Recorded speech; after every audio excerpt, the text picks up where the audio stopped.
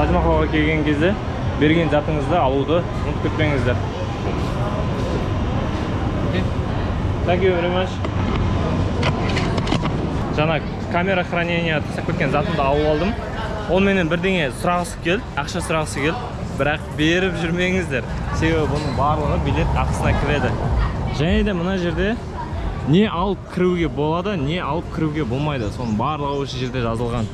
Су, камера, фото, флешка, телефон, сумка, балалардың тамағы деген сияқты ондайлар болады.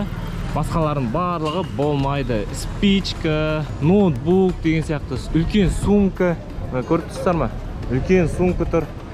Бұндай үлкен сумкалармен кіргізбейді ішке. Пышақ, спичка, темекі дегендерді мүлдем кіргізуге ішке тыйым салынған. Болмайды.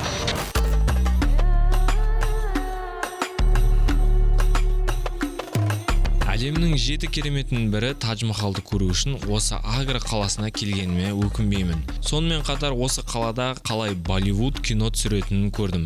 Және жолым болып бір рөлді де сомдадым.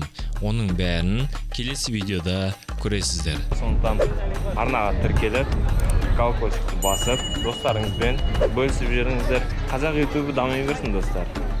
Келесі видеоларда кездескенше.